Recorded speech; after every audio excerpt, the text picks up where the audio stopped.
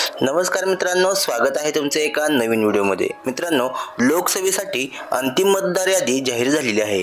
मित्रांनो, ही मतदार यादी आपण ऑनलाईन कशी डाउनलोड करायची याची माहिती आपण आजच्या व्हिडिओमध्ये पाहणार आहोत। चला तर मग सुरू करूया आजचा व्हिडिओ व अशाच नवनवीन अपडेट्स जाणून घेण्यासाठी आपल्या मराठी टेली यूट्यूब चॅनलला सबस्क्राइब करायला विसरू नका। मित्रांनो, आता यासाठी तुम्हाला काय करायचं आहे की ही स्क्रीनवर जी लिंक दिसत आहे त्या लिंकवरती क्लिक करायचं आहे। मित्रांनो, मी तुम्हाला ही लिंक डिस्क्रिप्शनवर मध्ये दिलेली आहे। मित्रांनो, ही लिंकवरती क्लिक केल्यानंतर आपल्याला डायरेक्ट इलेक्टोरल PDF वरती घेऊन येणार आहे। त्यानंतर इथे आपलं जे डिस्ट्रिक्ट आहे ते निवडायचं आहे। त्यानंतर आपला मतदारसंघ निवडायचा आहे आणि त्यानंतर तुम्हाला कोणत्या लँग्वेजमध्ये ही लिस्ट पाहिजे ती निवडायची आहे। त्यानंतर खाली दिलेला जो कॅप्चा कोड आहे तो कॅप्चा कोड इथे टाकून घ्यायचा आहे।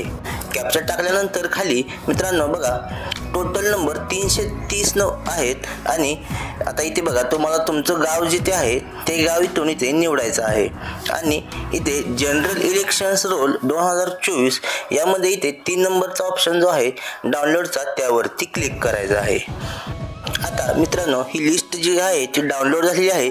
ती लिस्ट आता आपण ओपन करूयात। आता इथे बघा आपल्या गावची जी संपूर्ण मतदार यादी आहे ती मतदार यादी इथे डाउनलोड झालेली आहे किंवा ओपन झालेली आहे, जी की अंतिम मतदार यादी आहे।